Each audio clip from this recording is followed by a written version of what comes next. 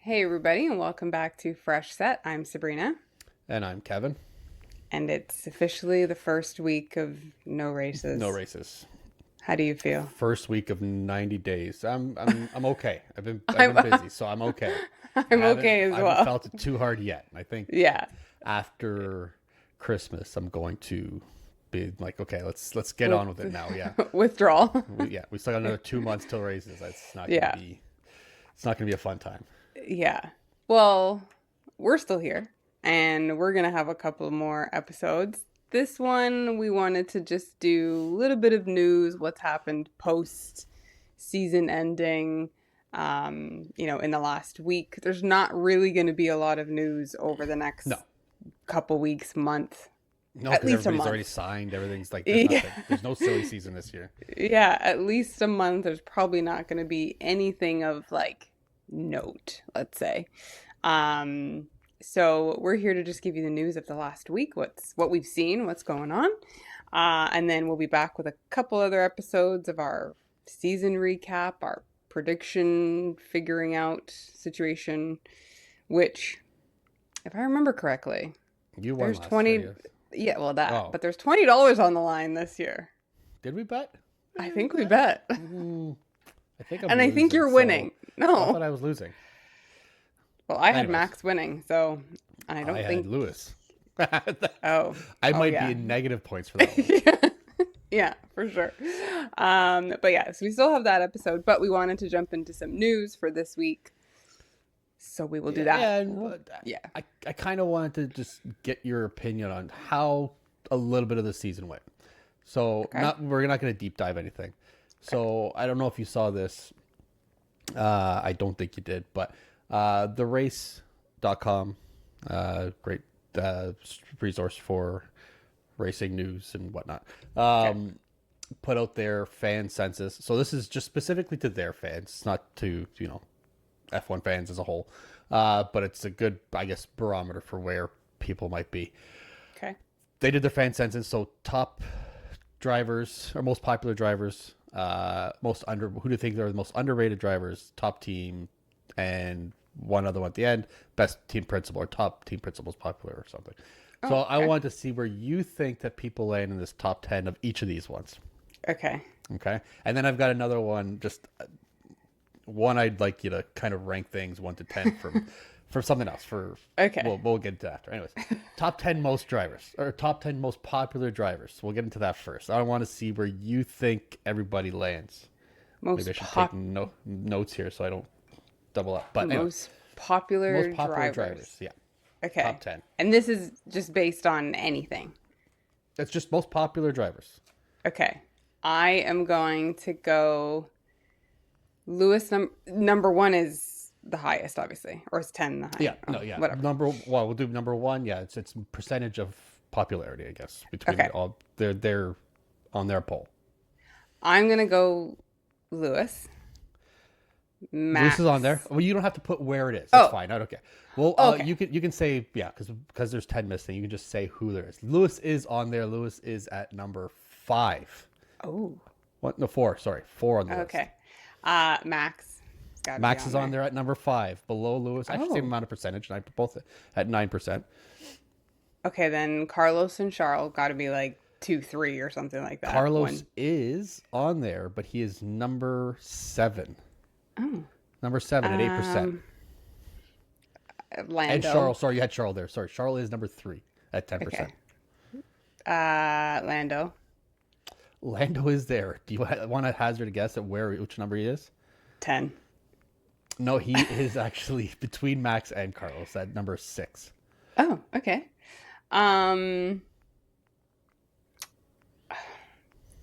Oscar? Oscar is the number 1 most popular driver Really? on the races poll at 14% of the vote. Is this based on this year? This is just their fans. Yeah, Okay. 2025, their census of what people are feeling about these drivers, I guess. Okay. Yeah. Who else is So you're there? missing 4. You've got 6 of I'm them. I'm gonna say Albon. Albon is on there at Yes. number 8, 7%. You haven't gotten one wrong yet. No, I haven't. Now I'm scared. Um, 3 left. Alonso? Alonso is Yes. there at number Yes. 2, Whoa.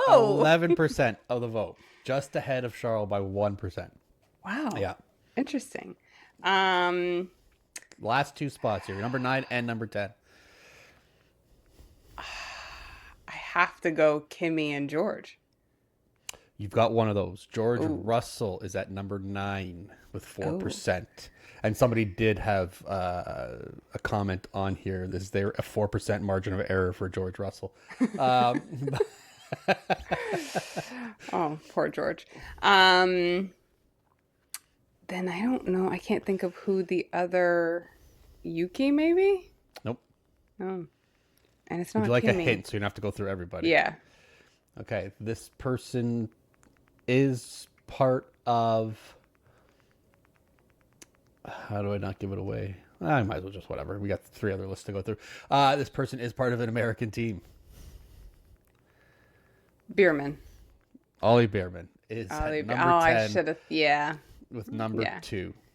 So I Okay. don't know. There are, I think every English driver on here, British driver, sorry, Yeah. on here. This is the race, a British Yeah. thing. It might be. I don't know. Either way, yes. So Ollie Behrman is at number 10. So now I want Okay. you to go through. We'll do the same thing. The Race.com's audience's reflection of who are the top 10 most underrated F1 drivers. Underrated. Gasly. Pierre Gasly's at number 2 with 13%.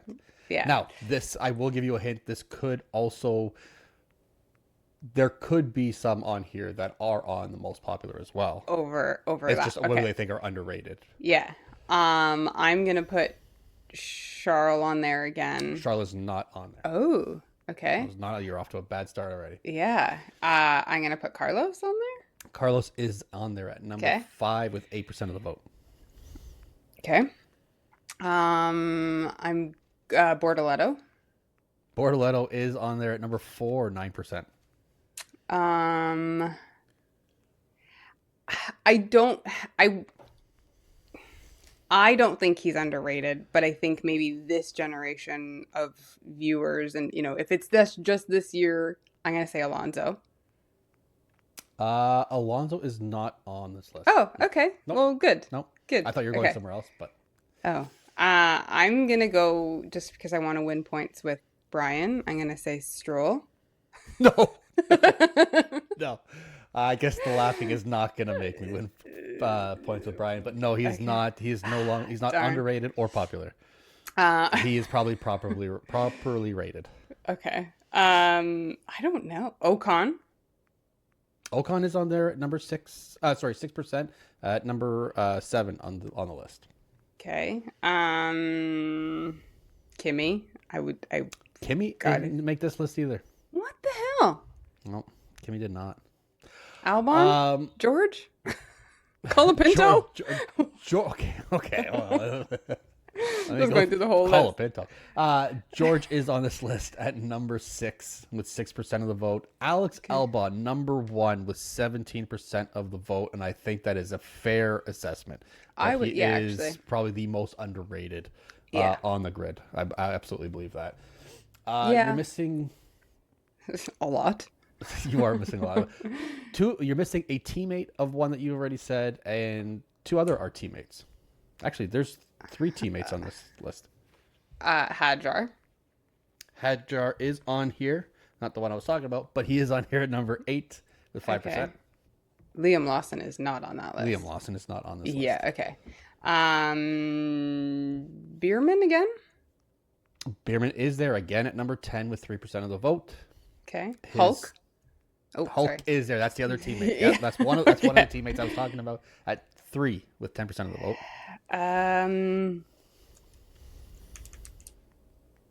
Who am I missing? I know he just won, but Lando? Is Lando on this list? Lando is not on this list. Underrated? No. No. So the only other teammates, you said that one, yeah. You were missing 2 teammates as the only ones you have left. Actually, no, you have 3 left. 2 teammates of, well, you might as well say it. Yeah. Alex Albon's teammate is on here as well as an underrated driver. I don't know how he's on an underrated driver's list. He was really good in Ferrari, and he's been really good in the Williams. That's why I'm like confused. I'm confused by this list of. I think people are underrating him because he's in a Williams and he did so well. Maybe, yeah. But you give him good machinery and he still does well. So I don't understand how he's 5th. So I don't understand how he's so highly rated in this as underrated. Behrman's teammate, Ocon, is on this list. Well, you said Ocon, didn't you? I did. You did. Okay, my mistake. And then it hit me as soon as I said it. Yeah. Yuki Tsunoda is on this list at number 9 with 4%. Okay. Now, is that sympathy? Maybe. Although he did do very well when he was in his Racing Bulls. He did better last year. Yeah. He was better last year, but he spent most of this year in that Red Bull. Yeah. Which nobody seems to be able to figure out. Yeah. Okay, so let's go to, that's driver specific. Okay. Now we've got, this is just 10. You can go through 10. This one I want you to actually place them and see where they're going to place. Oh, geez. Because there's only 10 teams. So the top 10 most popular teams in F1 according to the Race.com's fans. Popular teams. I'm going to start at the bottom. Okay. Do you just want to do teams and hazard a guess at where? I guess that's the same thing anyways. Yeah, okay. Start at the bottom. I'm going to go Alpine. Ding, ding, ding. Yeah. That's 1%. I'm going to go Alpine and then Steak. Nope. Haas. Nope. The Saubers are not down there at 9. Haas? Nope. Oh. Don't tell me Williams is Williams is not down there. No. Okay. Aston Martin. No. Oh my God. Okay, I'm awful at this. Yeah, you're awful. Would you just like me to tell you this one? Yeah. The RBs are at number 9 at 2%. Yeah. Fair. To be fair, 10, 9, 8, and 7 are all 1%, 2%, 3%, and 4% of the votes. Okay, so it's like a tie. Pretty much. Well, yeah. Number 8. Okay, go ahead. Yeah, 8. Number 8. Oh, I thought you were going to guess. No, you can go ahead. Number 8. Okay, I'll leave the top 5 for you then. Number 8 is going to be the RBs. Oh, sorry, the Haas. Okay. The number 7 is going to be the Saubers, Kick Sauber. Number 6 is the Aston Martins with 6% of the vote. Okay. And I'll leave the last 5 to you. Okay. So this is what's the category? Sorry. Most popular. You're guessing you don't even know what the category is. Most popular teams in F1. Okay. I'm gonna go Williams 5. Nope. Oh my God, Williams 4. Nope. Oh my God. Okay. Ferrari 5. Nope. Okay. I give up. Okay. Williams. I won't tell you. Red Bull is number 5 at 7% of the vote. Okay. Number 4 is Mercedes with 9%. Okay. Now the last 3 teams, I'll leave them to you. I'll try to leave them to you if you can get it. I'm just trying to pad your numbers here. Yeah. Number 3 has 18%. Number 2 has 22%, and number 1 has 23%. So just edging out the first place. Okay.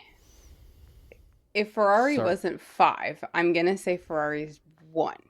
Nope. I feel like okay. Off to a great start. McLaren 1. Yes. Okay, McLaren is great. number 1 with 23% of the vote. I got 1. Williams 2. Williams is 2 with Perfect. most popular on the race.com with 22%. So just under McLaren. Like this is one of the reasons why I think it's a British publication. It has to be. And then Ferrari obviously 3rd then. Ferrari is 3rd at 18% of the vote. Okay. Well, Maybe that's Lewis Hamilton. I don't know. So yeah. that's that. Okay. Well then, Okay. And I'm not good at this. the last census question. Now I'm only going to leave it to 5. Okay. There's only 5 here. Okay. So the most popular F1 team principles. Most popular team Team principals. principles. Yeah. Toto. Toto is on there, obviously, at number 4 with 13% of the vote. Number 4. Yes, number 4. Zach Brown is not on this list. He's not in the top He's not 5. a team principal. He's not a team principal. Oh, that's right. He's not a team principal. And I don't think he'd be on the list. No. Current team principals, right? So we're not team principals. okay. James Vowles has to be like James Vowles is number 1. Number 1. 26%. Okay. And it's easy to see why. I mean, he's British. Smart. He's British. He's thoughtful. He's very open in his responses. Very transparent. I think people appreciate that, and it's a very refreshing take on the job. On a principal, yeah. Fred Vasseur is number 3, 16%. You're coming back up here. Here's my. Now you got 2 left. You got number 2 and number 5. Andrea Stella. Andrea Stella is number 2 at 17%. Number 2. Wow. Number okay. 2 at 17%. Again, this might have something to do with Williams McLaren. They're both 1 and 2. And you've got one more. I'm going to say this is going to be hard for you. Maybe. Yeah, it may be hard. Okay, I'll just give you a hint. It's probably the one team principal that you really do like hearing from, like as a person. Just like you do enjoy his radios. Not that they're like funny or whatever, but it's just, I don't know how to put it. It's not Laurent then. It's not Laurent. You're on the right track. There you go. Yeah. And it seems like especially when you're watching like the Sky F1, they do tend to talk to this person a fair bit, and it seems like they do enjoy talking to him. They never talk to Toto. They don't talk to him, but you already got him on there. Yeah. Who else do they talk to? I'm trying to like go through races. It's not Mike Crack because we know he's not there. No, anymore. It's not the Aston Martin. So you've got 4 teams left to choose from. Who do we talk to? If I'm gonna listen to team principals, I don't actually think that we hear from any of the other team principals on race day, like over the radio during the broadcast, other than this person. Not that I can remember. I don't know who this is. Who am I? I'll just tell you. Yeah. Ayu Komatsu. Oh, shit. At 8%. Yeah. We do hear from him quite a bit. We don't really hear from the Aston Martins. We don't hear from the Alpines usually. No. We don't hear from a lot of other people. But these are probably the 4 that you hear from the most. Actually, you don't hear from Fred. But yeah. So that was it. That was the race's fan census. Okay. You did all right. Start off strong. You're like Max. You start off strong. You dipped into nothingness, and then you came back and you just missed dipped into nothingness. Jeez. Okay. Thanks. Okay. So one of the reasons I kind of wanted to go through that is because I wanted to get your opinion on it. I wanted to see where you rank certain things. Now we've ranked teams before. We've ranked drivers before. A whole bunch of different things. I don't think we've ever really gone through this, but I want to get your opinion on who do you believe or how do you rank teammates? How do you rank the teams, both drivers together or against each other on track throughout the season? How would you rank them? And now I don't have a list here. This is just our doing thing, whatever. I do have stats between them, but I do have. We're talking on track, like an on track relationship, or non-relationship, or just how you think they performed, or how you see them. Like who do you believe is stronger? Like what team pairing is stronger than the others? Okay. How would you put them as 1 through 10? Let's go through 10. Like 10. Let's go through team pairings. Yeah, let's go through team pairings. Yeah. Okay. I'm gonna put probably at the top just because we see them work together quite a bit. Put them at the Um, top now? I thought we were starting at 10. oh, we're starting at 10. Sorry. Yeah. At the bottom, then I'm gonna go Red Bull just because there's no on track. Yeah, that's fair. There's no on track teammate. I mean, Max has teammates with other teams. Yeah. But yeah, I'm gonna put Red Bull at the bottom. So what I'll say here is that their stats between them. Now they have stats for. Okay, I'll just do this because they had stats for Lawson and um, Verstappen. Sorry, and Tsunoda against Verstappen. The Red Bull ones, anyways. Max is on the head-to-head qualifying.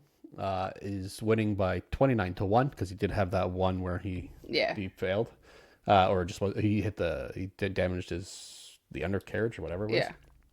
The average gap to Sonoda was about 0.735 seconds.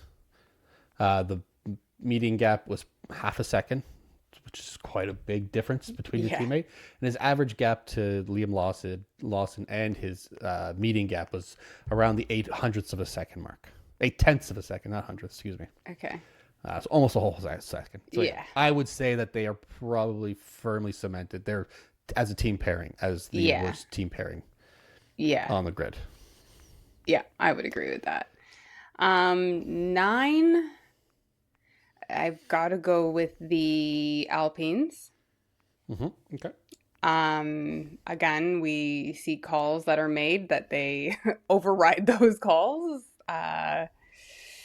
Didn't see it we're talking about this year, but yeah, I don't think the Alpines have really ever got teammates done well.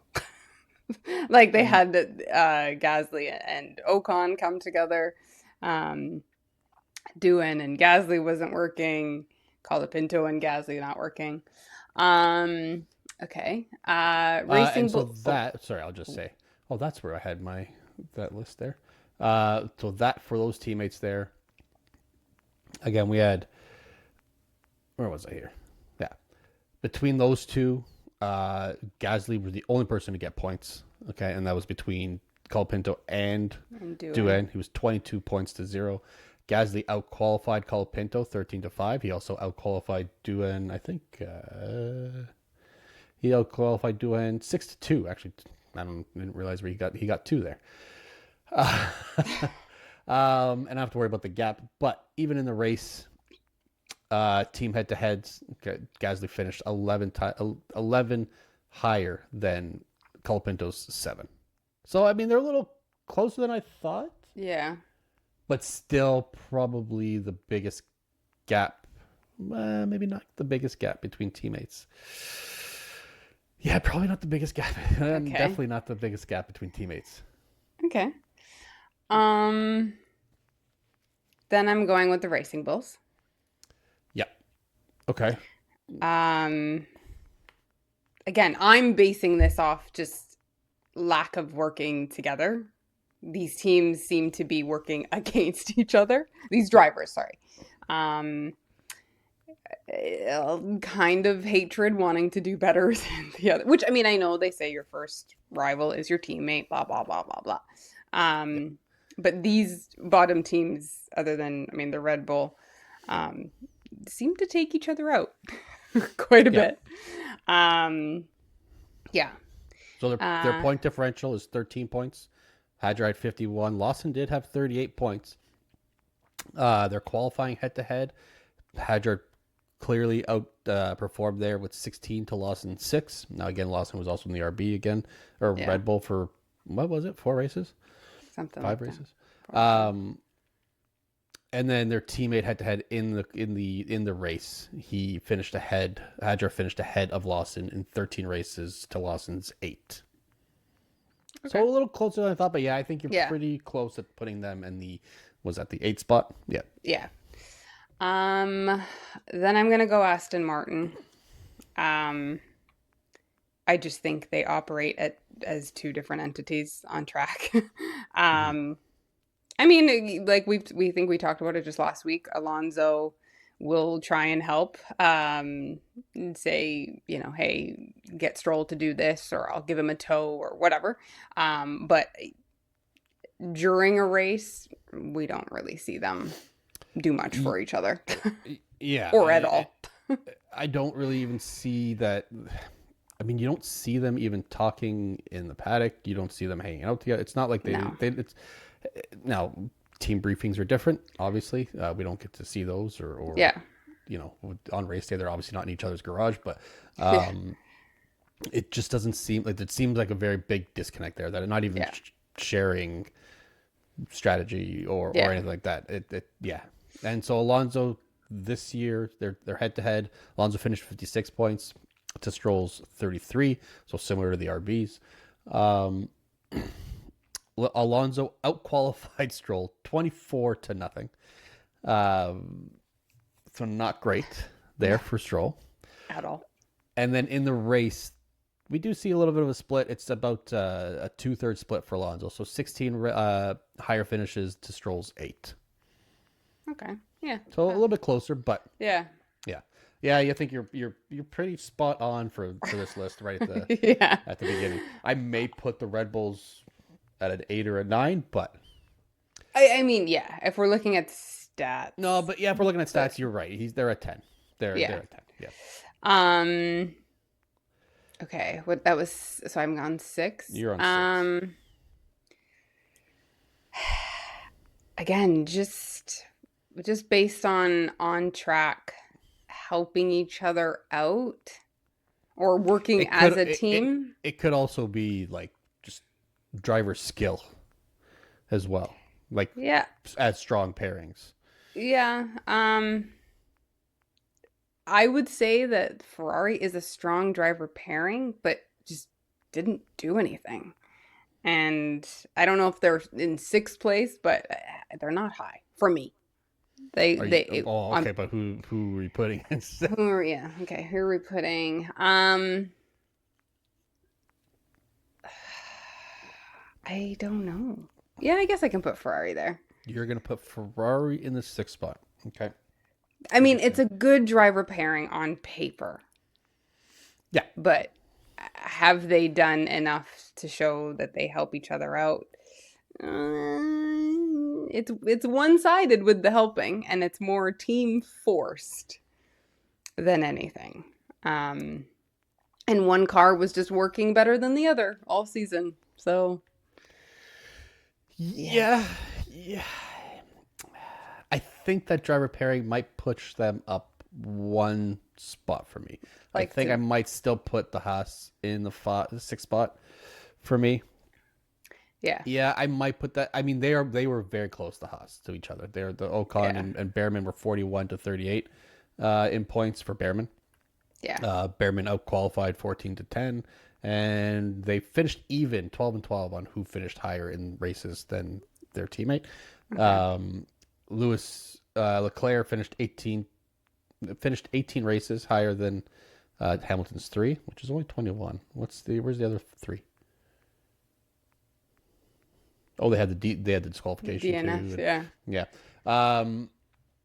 Leclerc qualified. Hamilton 19-5. Yeah, that driver pairing is not great, but their points for some reason. I mean, it's the car, probably, but they're 242 points to Hamilton's 156. Yeah. I think just if you add in the driver pairing, for me, that puts them slightly higher than the Haas. I still put them at the 5 for me instead of the 6, but I can see why you put them at the 6. It's hard not to put them that low. Yeah. I would then have Haas at 6 or at 5. Sorry. At 5. I just there was times that you would see them do a tow. They would switch and then they would switch back if anything. I thought they were a good pairing, especially Ocon's not incredibly young, but like it's a young team that I thought they did well. So that's why I had them in 5th. We got 4 teams left now. So we got the Williams, the McLarens, Mercedes, and a missing one. And Sauber, who I have in 4th. Oh, that's right. Yeah. Yeah, I I have can't believe them we missed in it. Yeah. in fourth. Yeah, I think they were a strong pairing. Didn't Doesn't really seem like it. Like this is Nico's been in Formula One for what, like 15 years, I think. Yeah. This was his first year or first podium. Yeah, first podium. First podium. Yeah. In 15 years. But he is the veteran. I think he taught Bortoleto a lot. They worked together. You could also hear when they would get double points or qualified in the top 10. It was very like, good job to Nico, good job to Team Gabriel. effort. Yeah. Tell Gabriel to do this. So yeah, I have them in fourth. Yeah, I think I would agree. For me, that is a strong driver pairing. If you gave them a machine that actually could do something, they would Yeah. be a lot higher in the standings as a team. Hulkenberg had 51 Yeah. points. Berletto had 19. Yeah. Some of those came from just, rookie inexperience. Yeah. Qualifying head to head, Bortoleto was at 12. Hulk was at 11. And then in the race, who finished higher in races? Hulkenberg had 12 higher finishes to Bortoleto's 11. I think they're very strong driver pairing, Yeah. especially coming from a rookie of the year and such a veteran with Hulk. Yeah. That next year will be interesting. If Yeah. they get a power unit that works well, or at least middle of the road, they're going to be a real force on the rest, at least on that middle of the Midfield. pack. Yeah. That midfield. That's the word I'm looking for. Yeah. Yeah. Third, I'm going McLaren. Not You're totally. going McLaren. Okay. And I have All right. McLaren, Mercedes, and Williams left. I know. I am going McLaren. Not totally their fault. I blame a bit of the team, but Okay, but we're just focusing. I just want to focus on the drivers. well, I Just do focus on think the they drivers. work. Yeah, I do think they work well Begrudgingly together. sometimes. Yes, that's why I'm like, I can't put them in one or two, because there's always like a retort of why. um, and yeah, I know it is just the drivers. I think it's a great pairing, same age ish, a young team again. One only 3 years into their F1 stint and already kind of doing better than in some regard. Two two constructor championships in a row already for the two of them. Yeah, yeah. So I mean, they obviously do work well together, but we also had the rest of the grid kind of fall off. So I'll just leave it there. I'm gonna have to put the Mercedes at 3 for me. I think they're strong. They're a great pair. Again, this is going to be more still splitting hairs. If I'm going to look at the last 3 driver pairings, I feel like they're the weakest of those 3. And that's not weak at all. It's just not. It's just the weak of those 3. I don't see. I mean, we saw it all year. Russell just being able to just pull points out of nothing and just quietly get it done. Antonelli drove really well. He's still got a little bit of that rookie inexperience, and we saw it a couple times this year already, where he might not be as strong yet as he will be. I'm sure he's going to get better, obviously. To me, that's just, if we're going to have those 3 teams, to me they're third. So we had Russell's 319 points to Antonelli's 150, which is great for his rookie year. And I don't consider his rookie season record a record because point systems are different. But it doesn't make sense. Qualifying head to head, Russell did outqualify Antonelli 21-3. So you can kind of see where that experience as a young driver, and same thing with who's finishing higher than the other. Russell 21-3 over Antonelli. Yeah. So not a weak pairing, just weaker than those top. No. Yeah, I had Mercedes I had Mercedes in second. Just because I'm thinking there were times, Russell really wanted to prove something and he would say, okay, let me pass. Yeah. if I don't, I'll switch back. Which some drivers are just like, just let me go in front. Yeah. So I just thought, okay, there was a little bit of help there, work together. Um, yeah, Kimmy was a teammate to literally Max. everybody else on the Yeah. on the grid as well too. So, Yeah. but yeah, For my number two, I've got to go with the Williams. I think they're the second strongest pair on the grid, pulling podiums and sometimes fastest laps out of a car that we didn't expect that much from. So 73 points for Albon, 64 for Sainz. Sainz out qualifying Albon 14-9, and then but in the race Albon out finishing Sainz 14-9.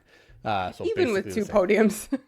Even with two podiums, yeah. And then we know Sainz had a bit of bad luck, but Yeah. they have to be, to me, the strongest. Again, somebody I consider probably underrated, and Sainz understanding how to really push a car and get the most out of it that he can. Yeah. Yeah. Which So is why that I leaves, have them yeah. as number one for me. And McLaren number one for you. See, that puts McLaren at number one for me, just because, I mean, for as good as the car was, there's not a lot between them. 423 Yeah. points to 410. 13, I think there were 13. Yeah, Norris is 13 qualifying to 11, Piastri's 11. And then in the race, 13 for Norris, Piastri 10. Again, Piastri had 6 terrible weeks after the break. He did. He just lost all confidence or whatever it was. And that's, but I still think they're the strongest. I think you have Norris, who has a very polished racing style, as long as he can hold on to pole. Once he's in the race, that first 2 laps is settled down, he's got a very polished racing style. And then you have Piastri, who's just, I'm gonna go. I'm gonna give you hell. I'm gonna I'm gonna take it and see if you can stop me. Kind of that Max attitude. And I think that's a great combo between the two. Also could create a couple of problems between the two, but I'm not their boss, so I still think that's why they're and like you said, like, because they're so young. Even though Piastri, I don't think will be there beyond 2026. I think that's one of the reasons why they're so popular, and 2, they're so high on that list. They're such a good pair. Yeah. I just have Williams at 1 just because I just thought, I mean, I know we said on track, but off track, I thought they were a really good driver pairing as well. Carlos, what race was it that he was out early and was very quickly onto the pit wall and was like, okay, this is what we need to do. Like, very quickly. Yeah. They just seem to be and it's kind of funny because maybe Carlos is just a good guy all around, because every teammate he's had, they always seem to have this really good camaraderie. Yeah. So, I mean, maybe that's what it is. He is a bit of a veteran as well. And, I mean, not that many years ahead of Albon, but, yeah. So, that's why I had them as my number 1. But Okay. Pretty close. Well, that was it. Just I'd like to get your opinion on that. That's it. Yeah. So we do have a little bit of news. The funny thing here, I saved this and I don't remember. I don't know why I didn't send it to you. Apparently, every person who's won the last, was it 1, 2, 3, 5, 6, 7? Yeah, the last 7 years. So back from 2018, whoever won the Abu Dhabi race, the last race, has gone on to win the championship. Which is a really weird stat. So Lewis won it in 2018, then he won the championship, the Drivers' Championship in 2019. He won the Abu Dhabi in 2019, and then won the championship in 2020. Max won Abu Dhabi in 2020, won the championship in 2021. Max won 2021 Abu Dhabi, won in 2022. Max won in 2022, won the championship in 2023. Max won the Abu Dhabi in 2023, won the championship in 2024. Lando won last year's Abu Dhabi and won the championship this year. So maybe not Max is back next year. Who knows? Because he did win Abu Dhabi this year, but we'll see. It was just a weird thing that people find these stats, and I don't know how they do it, and just who's paying that much attention. Interesting. Yeah. Um. Very interesting. Okay, let's get this out of the way. Okay. We have to. I don't know if we have to discuss it, but it's been everywhere. FIA President Ben's fetish for grabbing Lando Norris's hair, specifically. Yeah. Specifically Lando. I don't Yeah. think he's ever. It's never shown up anywhere else. So I'm pretty sure he's never done it to anybody else. But he does it on the podium. He does it in the cool down room and in the podium. Mm-hmm. Mm-hmm. And then at a formal event, the this week's FIA awards, when he's presenting Lando with the championship trophy with his name on it. Yeah. Before he goes to no, sorry, actually, he goes and grabs his hair, but before he goes to say his speech, he takes the trophy from him and says, "I'll hold it. You talk." What? It's like weird. we're in territory now. It's why are we touching somebody Yeah. and so aggressively? Yeah. Person's obviously uncomfortable with it. Was uncomfortable with it the first time. Yeah. And if I'm Lando, I'm like okay. I get I'm young. I'm in my early 20s, but I'm a man here. What are you doing to me? Like, why are you touching me? Well, and like, it's okay. I'm not, oh, okay. Maybe I am going to give an excuse. Maybe you do it after a race. Like, good job, buddy. Whatever. A quick, hey, yeah. And then it's like, oh, that's awkward. Why did I do that? Yeah. No. Yeah, exactly. Not a fistful and grabbing. Like, oh. I'm like, what? And also, not at a formal event where he's about to get for the first time. A tuxedo. Everybody else is very proper. You're having these honors go on, and all of a sudden you go and mess up his hair. Yeah. Bizarre. Very, very bizarre. And Lando looks so uncomfortable. Yeah. So uncomfortable. But like, what do you do? That's also, he's not your boss, but like, in some roundabout way, you answer to this man. He has authority, yeah. Yeah. Which is the definition of an HR complaint. Somebody in authority. Yeah. Making touching weird remarks or unwanted touching. And you don't say anything because they're in a position of authority. It's just weird. Like, bizarre. Stop. That's just not like. But can you imagine him like trying to do it to like Max? He would never. No. It looks weird. like Lando's being groomed. It's weird. Yeah. It's very weird. But speaking of Ben, speaking of Ben, he has been officially elected in the non-election as the new current incumbent, whatever you want to call it, FIA president. I don't know how long the term is. Is it 3 or 5 years? I don't remember. I forget exactly what it is. But he is the president, continue on to be the president. There was no election because there was no other candidates, which he did have remarks on saying, because they have to have a vice president from each of the basically continental racing bodies representative there. And he didn't have somebody from South America, which he did say, if you do want, like, you just got to go get them. You got to go meet them. You got to be at these events. You have to talk to them, and you have to get somebody who backs you and trusts you, which, yes. Yeah. The whole process is a little muddied and complicated and unnecessary. But he's the president, and Laura Villers, is that her name? It's Laura, is it not? Something to that effect. It's Villers. I just can't remember if it was Laura. Has taken action. They brought not charges. What's the word I'm looking for? Motions to the court. Complaint. To try to have an actual official hearing to the courts about the rules and conduct and the democratic process over this FIA presidency, and a court has agreed that it should be looked at, and they're going to allow it to be taken to court. And to be discussed. A hearing, a hearing, something, exactly. Yeah. So that will be going on. I'm assuming it's going to go on somewhere in the new year, or at least start somewhere in the new year. If it doesn't go on like a year later, who knows? Who these court proceedings and how it goes. But we might see some real change. Yeah, and I mean, I is this an attack on Ben? I don't think so. I think it's No, just making it fair, and I agree with her. it's Is attack on the she going to be process. the one? That's Yeah, is she going to be the one yeah, that wins? No, probably not. But you need somebody to yeah, take these steps to make it, and yeah. sure, if she's going to be the one to do it, great.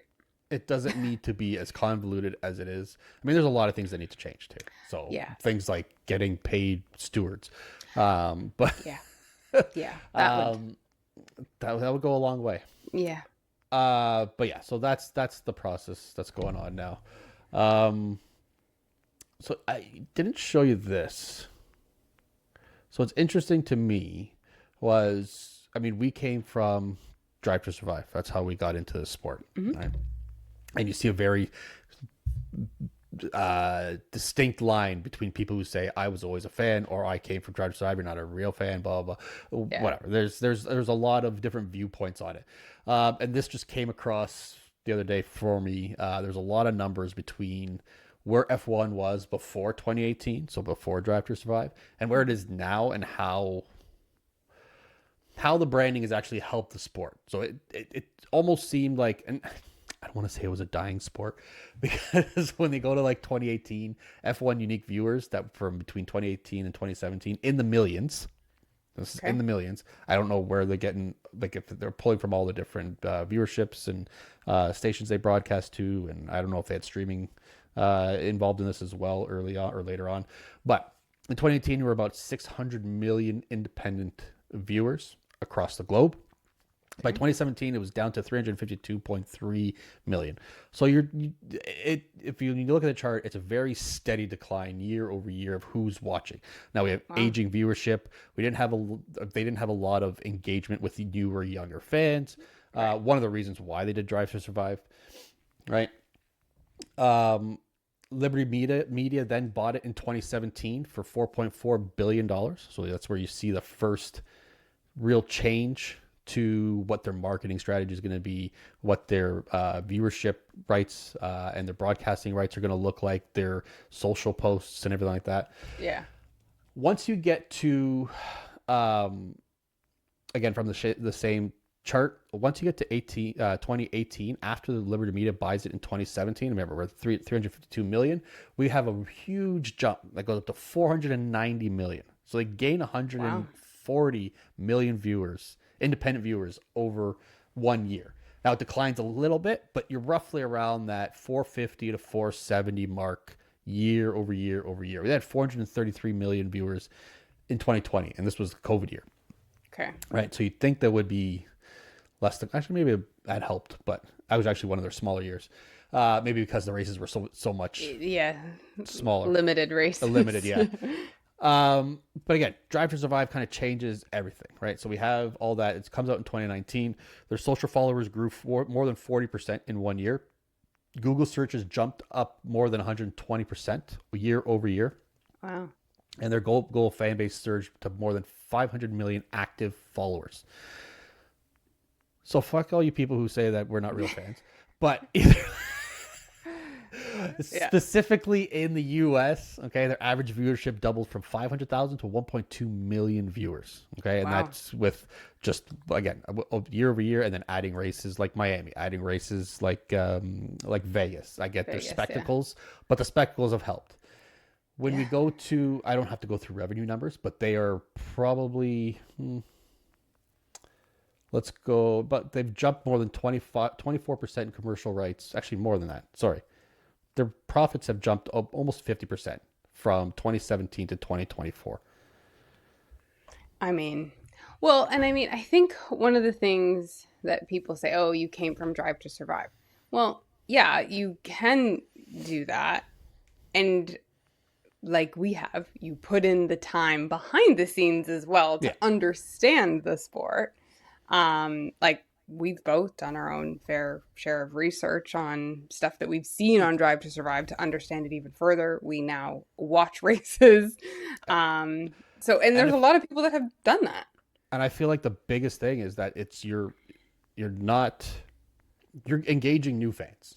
Yeah. and younger fans, which is what you needed because your older fans were dying off. Not that they're dying off, but they're getting less invested. Literally. They didn't, they've been here for so long. They don't like regulation things, so they just stopped watching. But we're getting newer and newer viewership because we want to see the behind the scenes. We want to see what makes the racing so great, what makes a team work. So if they have 2025, they did have some summary or some stats here. Just 2025, just their half year summary over the half the up until the break. They had 827 million total fan numbers in 2025 so far, up 12% year over year and 63% since 2018. Wow. 43% of their fan base under 35 is up, and that's up 30% from 2018. 221 million fans in China, and that's up 39% year over year. That's also with the addition of the Chinese races. Right. 52 million fans in the United States. That's up 11% year over year. 107.6 million social media followers, up from 97.4 million in 2024 and 18.7 million in 2018. So it was really low. Yeah, what is that? I can't do the math. That's 75%? More than that. It's whatever. Can't do the math. Who cares? 42% female fan base, up from 37% in 2018. Again, that's what Drive to Survive and social media and guys or women wanting to know what makes these men tick, and then they like to look at them. Yeah. Not to just dumb it down, but 30% viewership increase on YouTube highlights year over year, which is huge. Again, 3.9 million attendees across the first 14 races in 2025, up 2.6 million from the first 14 events in 2018. Jeez. 2.5 million people. These are big numbers. Big numbers. 6 new attendance records they set this year in the first 14 races. Wow. And then 7 event TV viewership records in the U.S. this year in the first 14 races. Wow. So, I mean, these are huge, huge numbers. And this is one of the reasons why they're as big as they are, and they're doing these spectacles, and they're creating why we have 24 races now. This is why we have more sprints. This is why Stefano Domenicali said that there's going to be more sprints now in 2027, after 2027 or in 2027, one of those. It's going to come. It's going to happen. Max had comments about it, but he'd rather see less practices, just one practice in a race. And that's it. Basically, there are 2 practices in a race. They don't need a 3-day weekend. They just need a 2-day weekend, which I agree with him. Yeah. I thought about it a little bit after I sent that to you. And I feel like if they had just one practice or 2 practices, but I'd say probably like 1 practice, and then you go right into qualifying, it would be so much better because now you don't have teams refining things so much more. Yeah. Where the race becomes so predictable. They know exactly what they're going to do unless there's an issue, whatever, things fail, what happens. Right. But the track doesn't become so predictable, or where you're going to start doesn't become so predictable. You have one practice to set up, and then you're going into it, and then it's let's figure this out. Let's race. You got one chance. Yeah. Like literally one chance to get it right. One opportunity. You got one shot. Yeah. Okay. Yeah. Well, I mean, we're a part of that, so, and we've got people to like. The number is changing. Oh, the number, absolutely. Yeah. So I mean, I think for some, or not some sports, a lot of sports, you have to evolve with everything. Not even just sports. You have to evolve. They did. They figured out a way to do it. Yeah. So much so that we're actually now seeing Drive to Survive-esque shows for other sports. Oh yeah. We see it for basketball, football. Golf. They did tennis, which is a good one as well. They did golf. They did the crown, the racing one, which I didn't watch that one. Oh, the triple crown one. Yeah. So yeah, I mean, it worked, and other sports are seeing that it worked, and they're doing what they got to do. So deal with it, people. All right. I didn't tell you this. Okay. Oh, sorry. No. Oscar, despite finishing second and not getting a third and not getting a championship, he's got a pretty good consolation prize. He's set. I think he was making $14 or $15 million salary last year. He gets a $41 million bonus. I don't know exactly where it came from. I don't know. It's obviously performance based. So I don't know exactly where it is, but he's set to make $56 million this year. 41 of them are bonuses, which puts him firmly into number 4 of highest paid drivers in 2025. Because Who?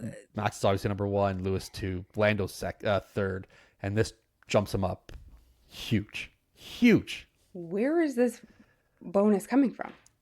McLaren. Is that a part of the cost cap? Like where? Like where do they just? Must. I don't know. It's gotta be. It's gotta be performance based. What's Lando's bonus? I don't know. This is just. I don't know. But if this is all in performances, or if it's coming from sponsorships and his performance, I don't know. Okay, but if it's coming from McLaren's bonus, Mark Webber is a friggin' genius. Yeah. Yeah. Yeah. Wow. Yeah, it's ridiculous. So I mean, yeah, you didn't get the title. Yeah, your name's not on there. Yeah, 41 million? Adam, what is his name? Norris. Yeah, nobody cares about second. He's making 41 extra million bucks, so shove it. He cares. Yeah. He cares about second. So, jeez. And for some reason, I feel like for Oscar, it really isn't about the money. I genuinely feel like I believe he's not that too. like No, a money guy, but no, it's a nice it definitely consolation feels prize. good. Yeah. Definitely feels good.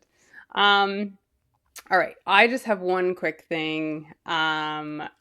It is a Sports Bible has released their top 100 F1 drivers. We are not going to go through all 100. Oh, Yeah, we don't have time for that. ain't nobody. But I just wanted to see if you could pick off the top 10, and then I'll kind of give you some yeah, if you can just name who's in the top 10. You don't have to get them in order. Of all time. All 10. time. Okay. All time top. It's top 100. So you got to think about everybody. Okay. And then I'll give you some funny ones that are in this top 100. Let's just get these 3 out of the way right now. There's Lewis Hamilton, Michael Schumacher, and Max Verstappen are in that top 10. Yeah. Michael 1, Lewis 2, Max 6. Max 6. Okay. Yeah. I'm going to go with Ayrton Senna. 4. Okay. I am going to go with oh my god, Niki Lauda. Not in the top 10. Not in the top 10. Okay. No. He's 12. Alain Prost. 3rd. 3rd. Okay. Yeah. Let's go with Fittipaldi. Nope. No. I can't even see where he is on this list. 22. 22.